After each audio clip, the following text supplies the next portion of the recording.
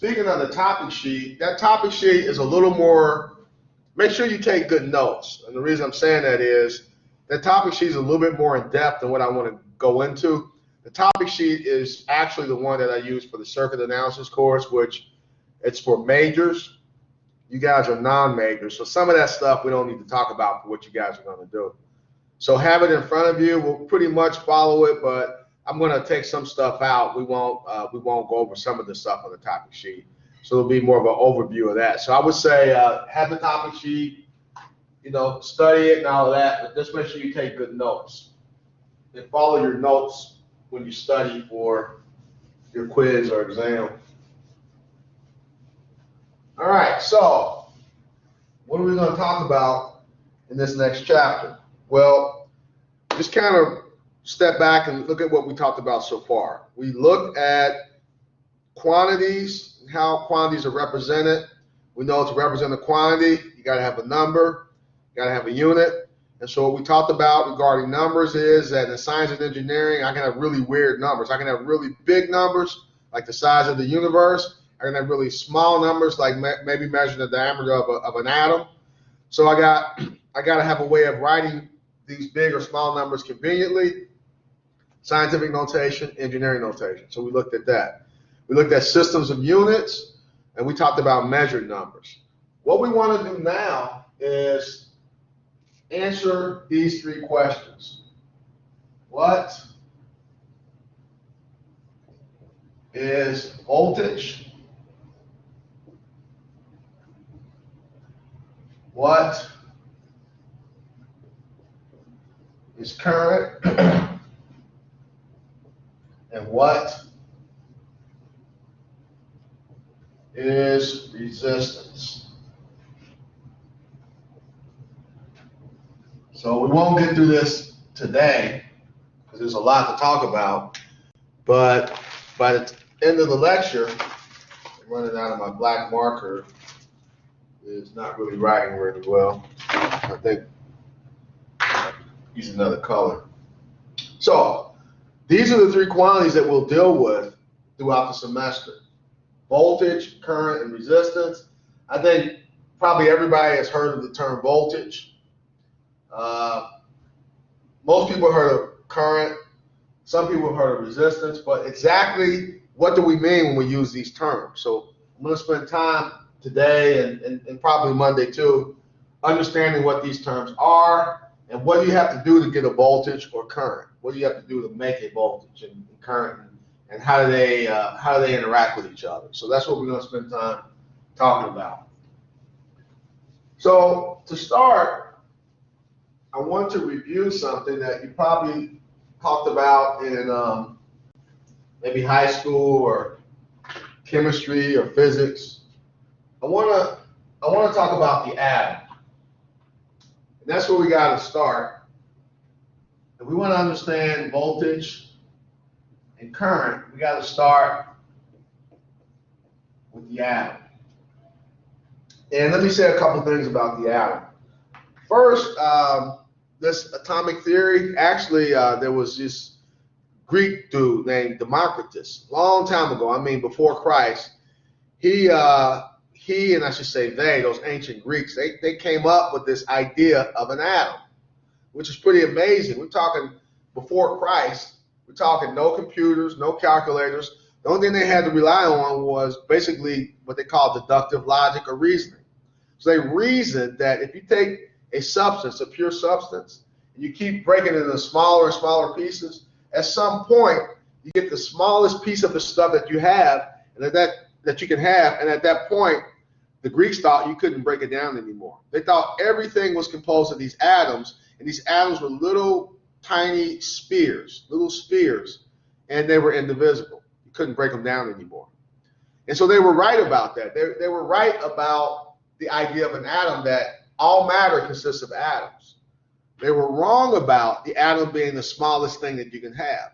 We now know that the atom itself is composed of smaller particles called subatomic particles, the electron, the proton, and the neutron. And we know further that even the subatomic particles, the electron, proton, and neutrons, we know that they're composed of even smaller particles. So every time we peel back an onion, we see another layer. So it's pretty amazing, though, that the Greeks kind of figured this out, just using just brain power. But we know now that the atom is a little bit more complicated than the way they thought about it. Because of that, when we represent an atom, we use a model. And in science, it's really common to do that. In science and engineering, there are many types of models. So we don't really, if we can't see something, sometimes we represent something abstract with the model. And so we do that with the atom, and there are many, many ways to represent an atom. But there's two main ways that you probably heard about, two main models, I should say. There's two models that we use to talk about atomic theory. One is called the Bohr model of the atom, or the planetary model. And the second one is called the quantum model. Now, if you had chemistry, you probably already talked about the quantum model of an atom. But each one has advantages and disadvantages. The advantage of the Bohr model is called the planetary model. It's really easy to understand. The disadvantage is it doesn't explain enough about the atom to be really concise. The advantage of the quantum model is it explains a whole lot. We can make predictions on it, but the disadvantage is it's really hard to understand. So which one do we use in this class? Well, it turns out we want to explain the nature of voltage, current, and resistance. And to do that, the quantum model is like overkill. We don't need the quantum model. It's too complicated. We can use the Bohr model and understand things clearly. So I'm going to talk about the Bohr model of the atom, or the planetary model. And again, for some of you, this will be a review. For some of you, hopefully it's not the first time you heard of an atom, but it might be the first time someone has drilled down this deeply about the subject. So we'll talk about atoms. I'm going to assume that you don't know anything, and we'll just kind of talk about enough to help us to understand voltage, current, and resistance. So I'm going to use the planetary model, or the Bohr model. And in the Bohr model, I want to start with the simplest atom you can have. The simplest atom you can have is a hydrogen atom. And so I'm going to represent that in my model, and I'm going to draw this centerpiece, and then I'm going to put this ring around it.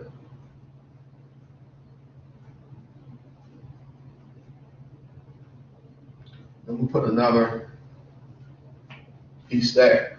So what am I drawing? Well, this hydrogen atom, there's a centerpiece, and the centerpiece is called the nucleus. And the whole atom itself is composed of these subatomic particles. So what are they? Subatomic. Well, there's the electron, there's the proton,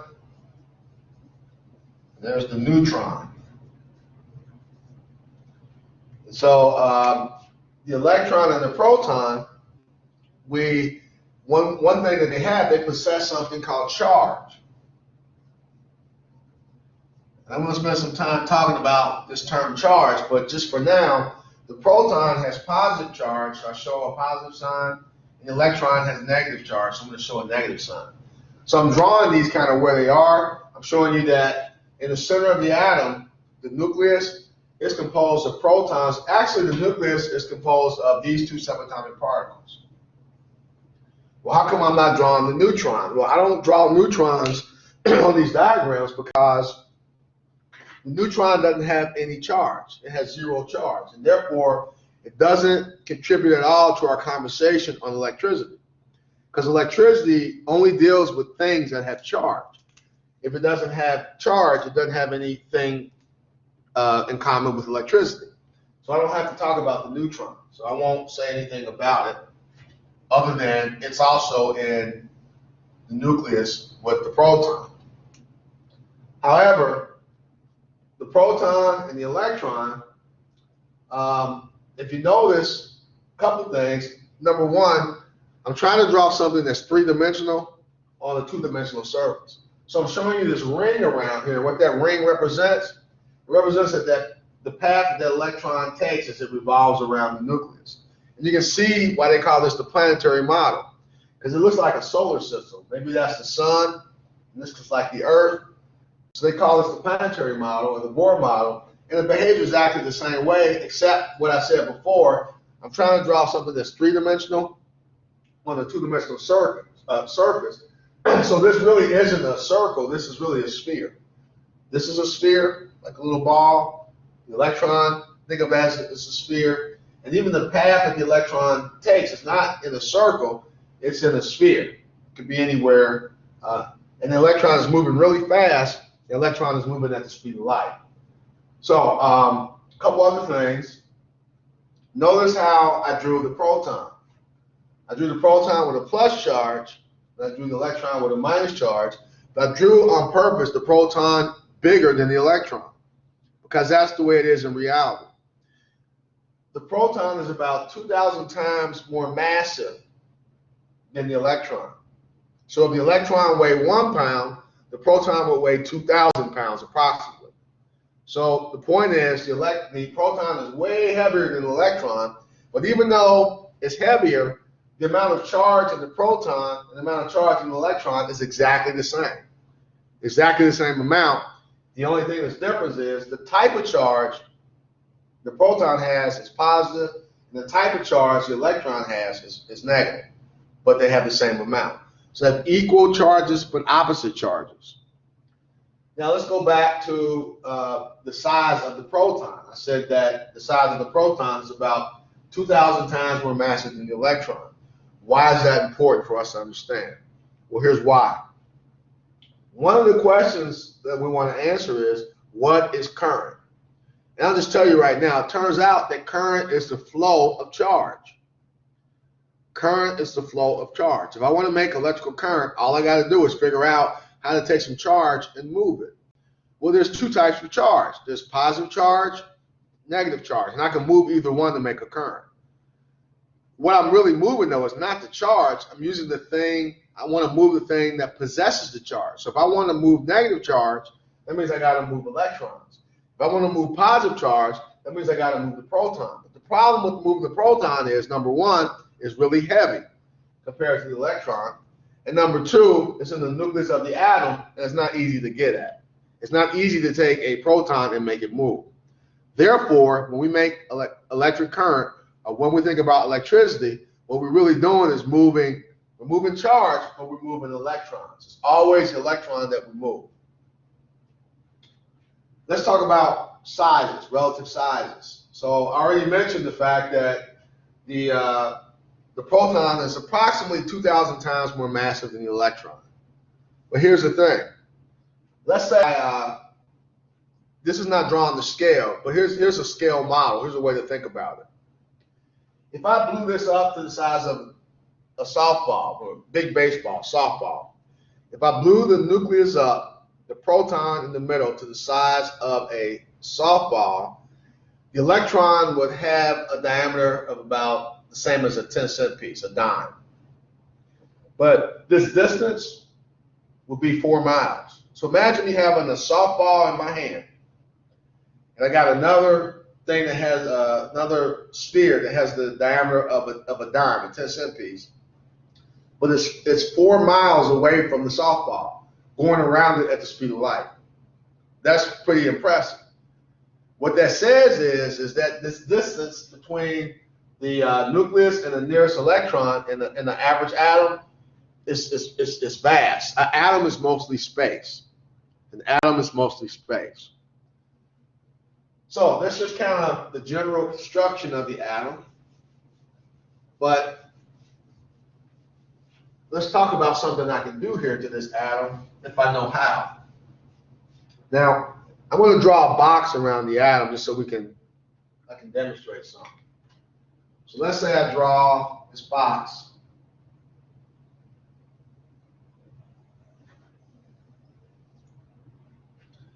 And right now, if I ask about charge, now I haven't really defined charge, and that's going to be kind of hard to do because we don't even know what charge is. We just know there's two types of it, plus and minus.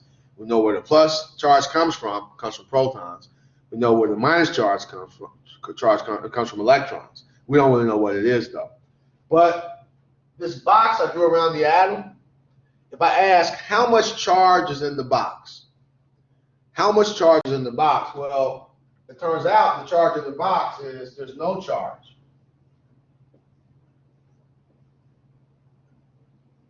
And you might think to yourself, well, hold on a second. What do you mean there's no charge? There is. There's positive charge here. There's negative charge here. So there's definitely charge in the box. But what I'm talking about here is net charge. What's the total charge in the box? Well, since I have a positive charge there, and I have a negative charge there, they're equal charges but opposite. One is negative and one is positive. When I add those up, I get a charge of 0. So when I say there's no charge in the box, I'm not saying that there are not these things in the box that have charge. What I am saying is the total charge in the box is 0. It's neutral. Well, here's what I could do with certain atoms.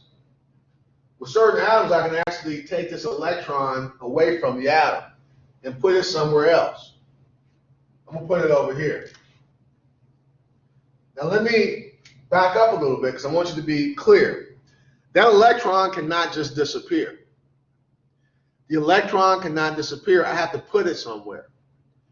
In science, there's something called conservation laws, and you probably already know one of them. Most people know the conservation of energy principle. The conservation of energy says energy cannot be what? Energy cannot be created or destroyed. I can only change it from one type to another. So I can't create energy, I can't destroy it, I can just basically change the form of it, but I can't destroy it. Most people are familiar with that conservation law. We say energy is conserved. However, energy is not the only quantity in nature that's conserved. Other things are conserved, like mass is conserved. Momentum in physics is conserved. It turns out in electricity, charge is conserved. When I say charge is conserved, what I'm saying is charge can't just disappear. All you can do is move it around. So I started off with a proton and an electron. I still got to end up with a proton and an electron.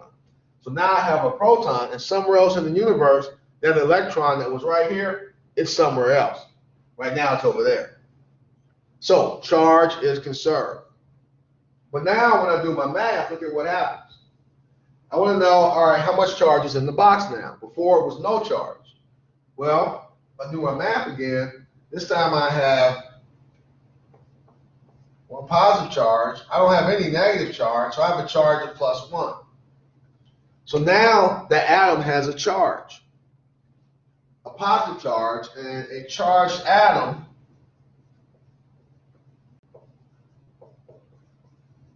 is called an ion.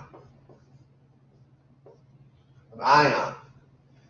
A charged atom is called an ion. So I've charged the atom to be positive because I removed an electron, and so I have a positive ion. Well, let's put the electron back. Get rid of this. We'll put the electron back.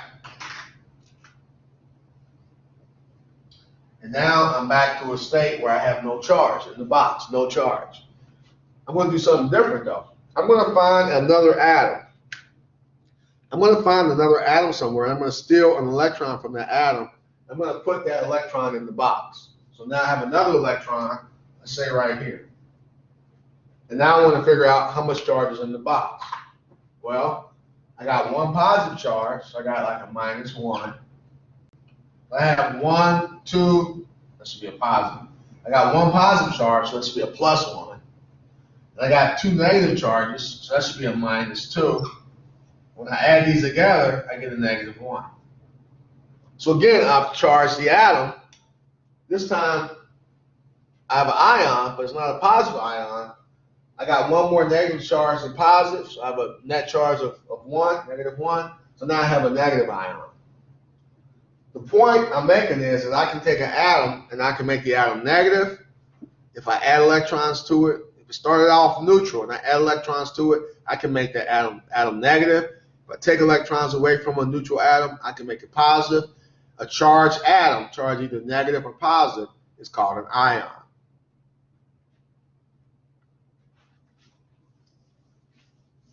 Let's look at a more complicated atom. I look at hydrogen. Hydrogen just has one proton and one electron. I want to look at a more complicated atom. So I'm going to draw it like this. I got the nucleus. And I'm going to put these rings around it because now this is a bigger atom. It has more electrons revolving around it. So I got these other rings.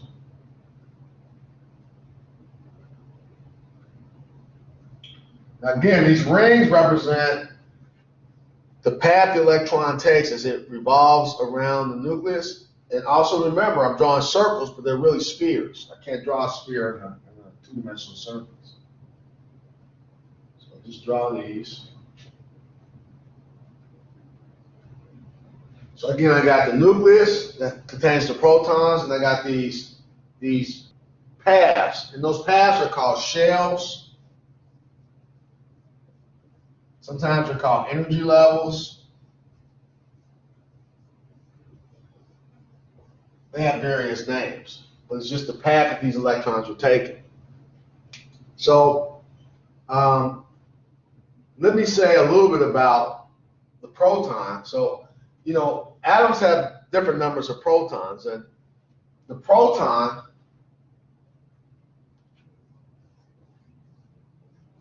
number represents something called the atomic number. The atomic number. So we'll talk about the periodic table here in just a second, and I'll bring it up and you'll look at it. But the atomic number tells me the number of protons.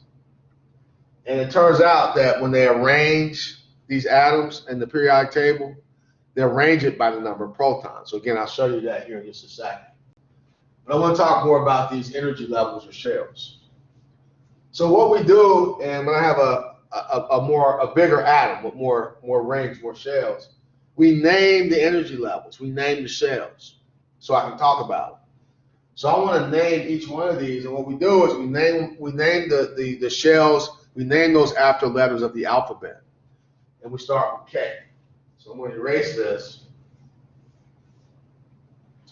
And this shell right here, this is the K shell.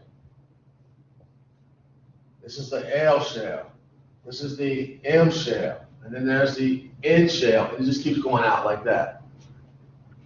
So K, L, M, N.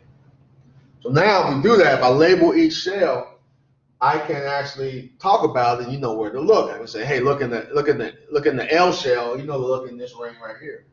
I look in the K shell, you look in this ring right here. So each shell has a letter that represents it, but it also has a number associated with the letter, the shell number. And all you got to do is just, if you start with the shell closest to the nucleus, you just count out 1, 2, 3, 4. So K has a shell number of 1. L has a shell number of 2. M has a shell number of 3. And N has a shell number of 4.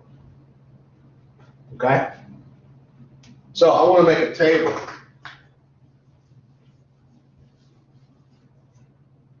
The shell name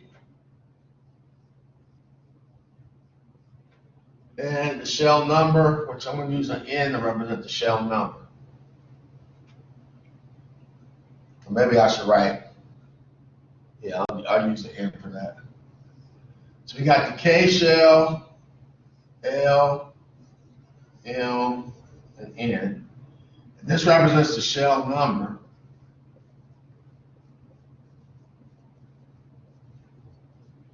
And K has a shell number 1.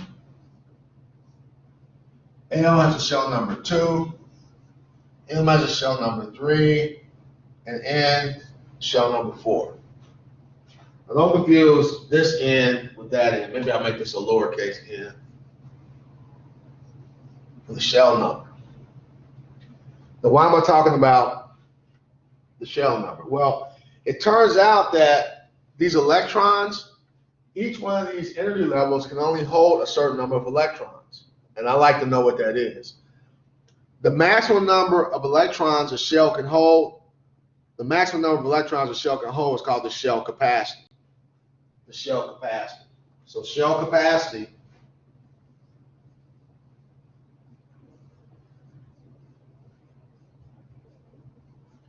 is the maximum number of electrons shell can hold.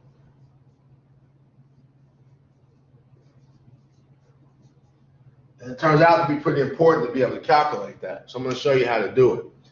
I'm going to give you an equation that allows us to calculate the shell capacity. And so you'll need to be able to do that. So you can either remember the equation or you can just remember the table here I'm putting on the board. So let's talk about shell capacity.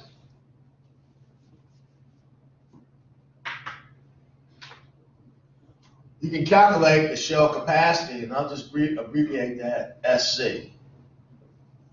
Shell capacity. You can calculate the shell capacity by taking 2 times the shell number to the second power. 2 times the shell number to the second power. So let's figure out what the shell capacity is for each of these shells. So I want to make another column here, and that we call shell capacity.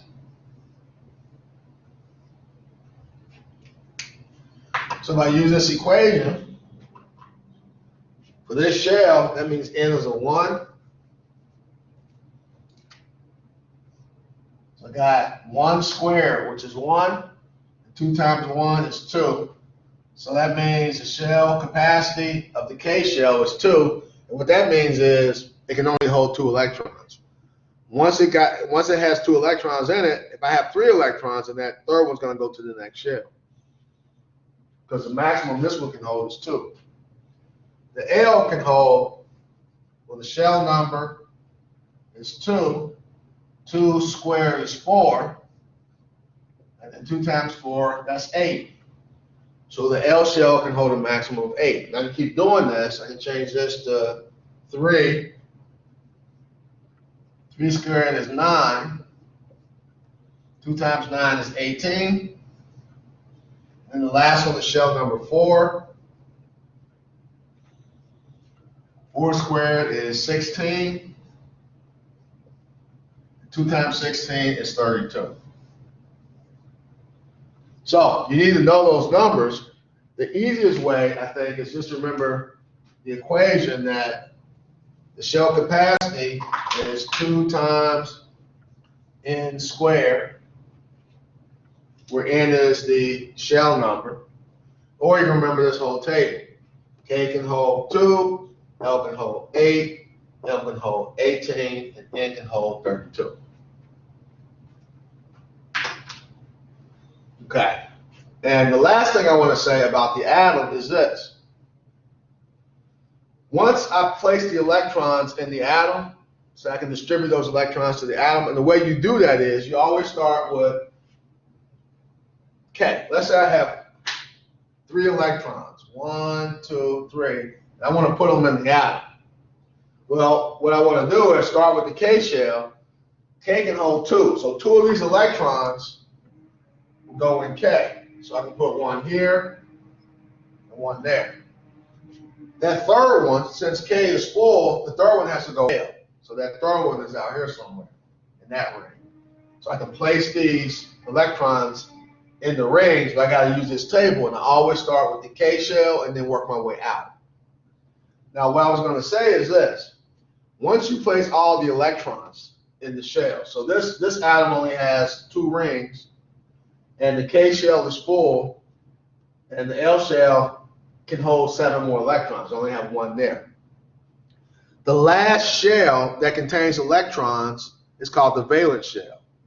So for this example, L would be the valence shell. This one right here. That's valence shell. And all that means is it's the last shell that contains electrons. The electrons in the valence shell are called valence electrons.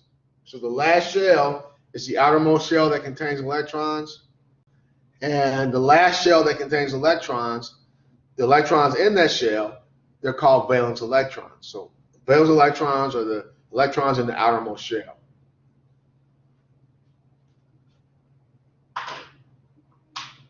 All right, now you might think to yourself, well, this is a lot. Why are we going into this? Well, a couple things. We introduced a couple things. So we talked about charge. We learned that there's two kinds of charge. It's plus and minus charge. We understand that protons have positive charge, electrons have negative charge. We learned that the proton is stuck in the middle of the nucleus, or stuck in the middle of the atom in the nucleus, and is really massive compared to the electron. So if I want to move charge to make current, I cannot move the proton. I can only move the electron. What that means for us is that electricity is not the flow of protons. Electricity is the flow of electrons because they're small, they're easy to get compared to the proton, and I can make those electrons move. So we went into some detail here, but there's a lot you can learn from that. Now,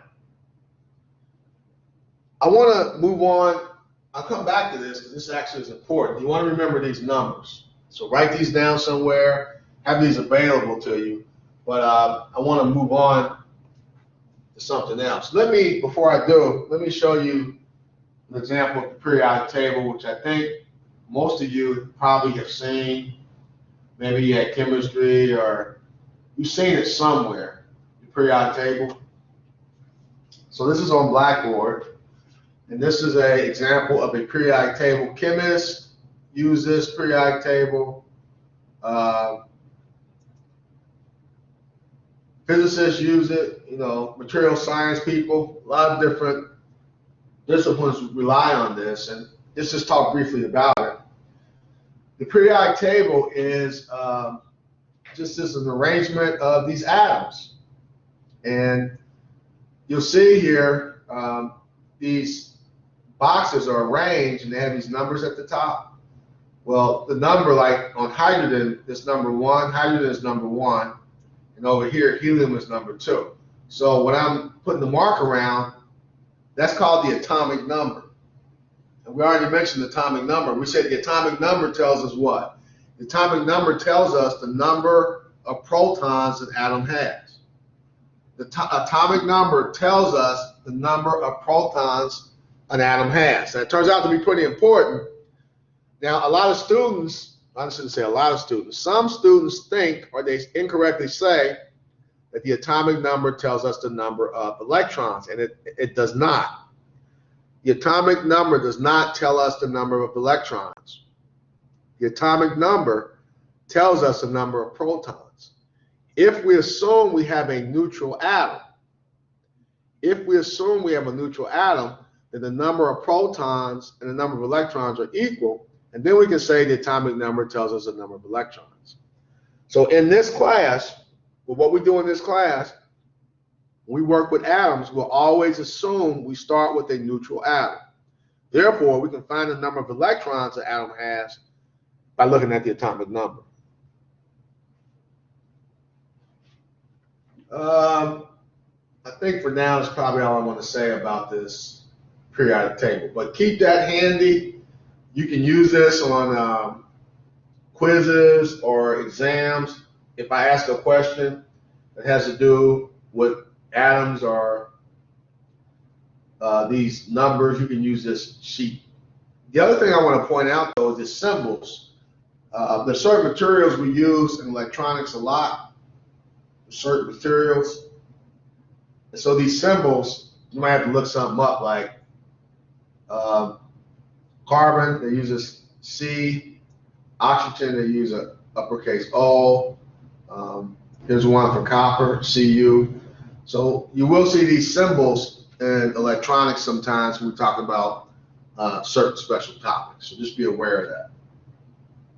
Now, I want to move away from this and talk about one more thing. I got about 10 minutes. I think I can get this in.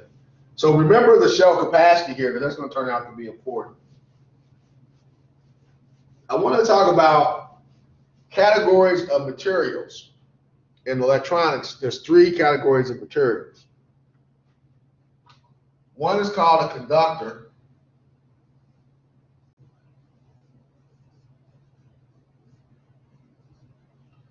One is called a semiconductor. I want to abbreviate that. I might run out of room here. Let me get rid of this.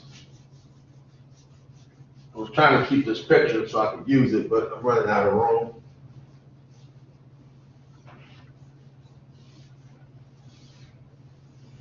Okay, so these are categories of materials. So there's conductors,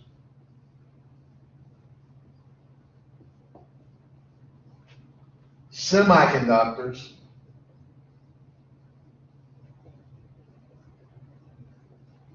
and insulators.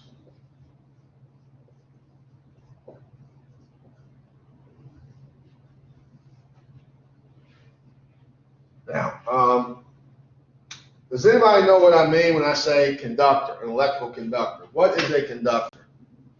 And when I say conductor, I'm talking about conductor of electricity. What is it? How would you define the term conductor? Anybody?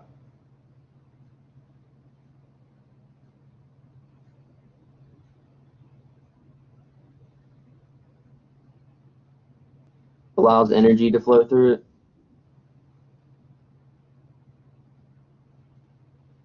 So I got 7 people, so nobody out of the 7 can give me a definition for a conductor. What's a conductor?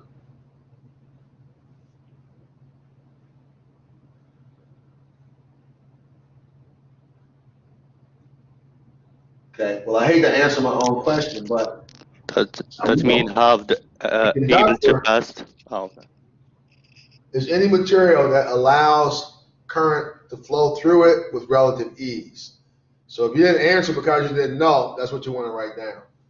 A conductor is any material that will allow electricity to flow through it with relative ease. An insulator is the opposite. An insulator will not allow current to flow through it easily. Current can flow through it, but it won't be easy.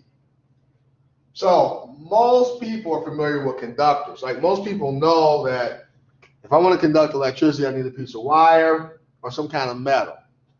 So most conductors are metal. Not all, but most conductors are metal. Insulators can be made out of, well, wood is an insulator, glass is an insulator, plastic, vinyl, those are all insulators. They don't conduct electricity very well. So we have on the one side materials that conduct electricity really easy. Most of those are metals, aluminum, copper, gold, silver. They all conduct electricity.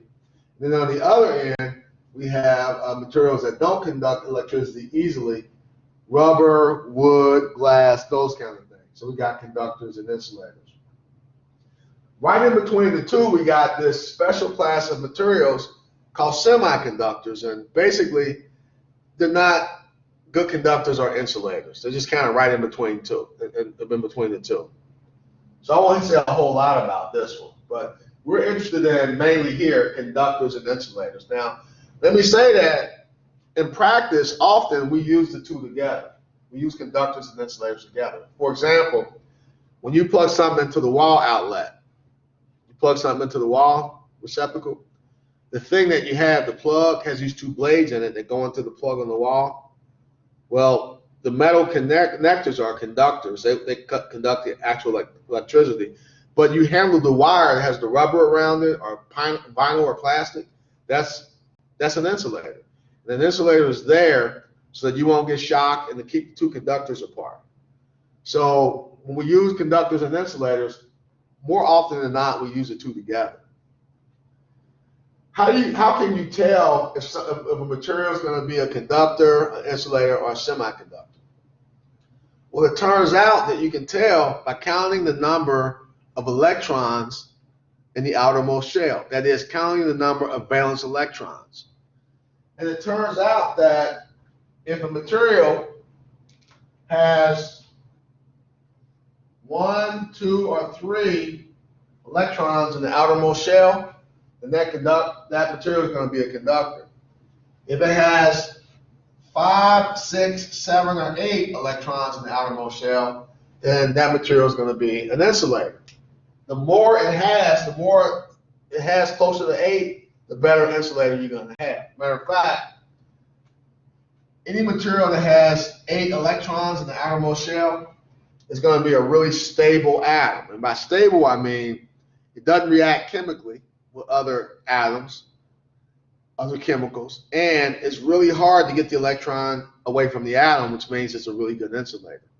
Now, we don't know why that's the case, what's special about 8, but scientists call this the magic number.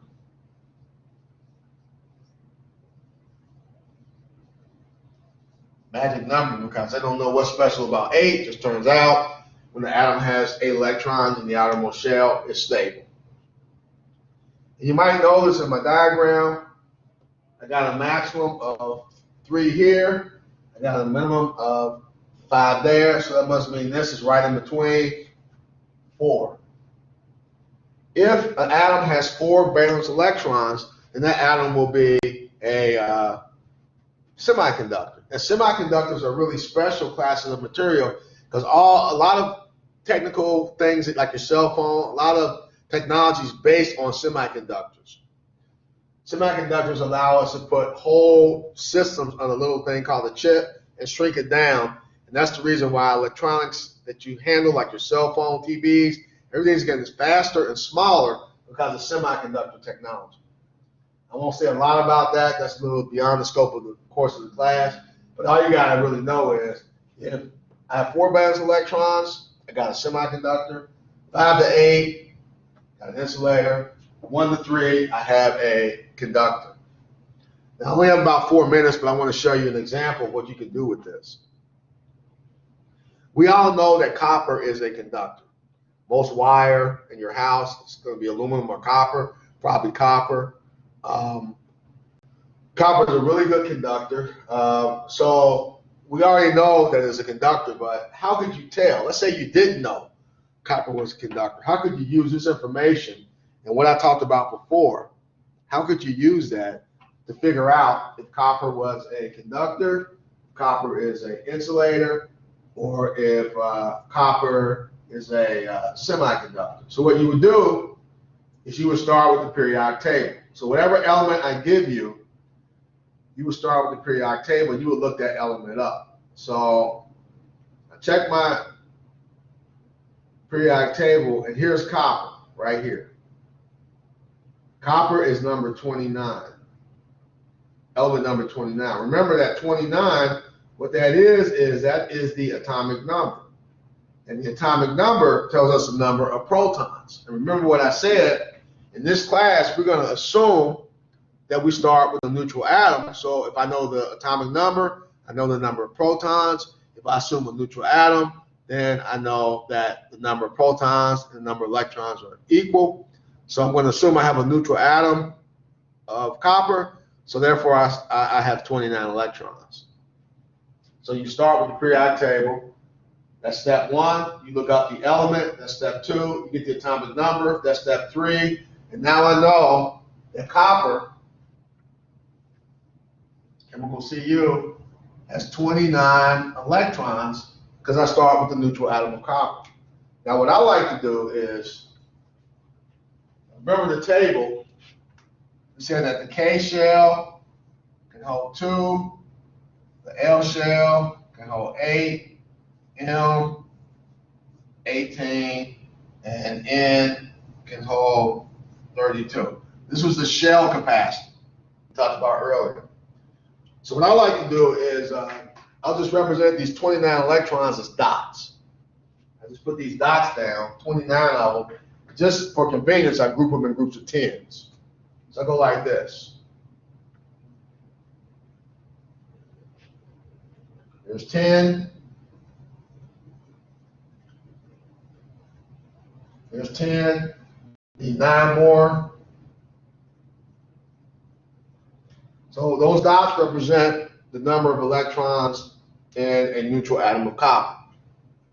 Now all I got to do is start putting these electrons in these groups over here, starting with the K shell. We always go to the K shell at first, and then we go out from the nucleus. So 2 of these electrons go in the K shell. So these 2 are in K. 8 electrons go in the L shell. So then these 8 right here are in L. M can hold 18. So I got 10 and then 8. So I got these 10 and then 8. That's M. So I see that I have 1 electron left right here. So that 1 electron must be in the N shell. So that makes that our valence shell. That makes that our valence electron. So copper has 1 valence electron, which means it's over here. That would make copper a conductor. Well, we knew it was a conductor, but you see, you can actually check it with your periodic table. If you know the shell capacities and you know how to distribute the electrons in the shell, you start with the K shell. Okay? So you'd have to be able to do something like this for me on a quiz or exam. I give you an element, you look the atomic number up, you put these dots down, you remember the shell capacities, and then you distribute the electrons and see how many you have left over. All right. Well, guys, I'm about out of time, so I'm going to stop here and we'll pick up on Monday. We still haven't gotten to the question, what is voltage, what's current, what is resistance, but we've covered a lot of material here. When we get together on Monday, I'll talk about charge, a little bit more about charge, and at that point, we can use the information from charge and a few other things we'll talk about to describe voltage, what is voltage. So, does anybody have any questions for me before I sign off? Any questions or comments? Well, if not, guys, have a great, wonderful weekend. Please stay safe. I will see you on Monday. Anything comes up, send me a text. All right, have a good one.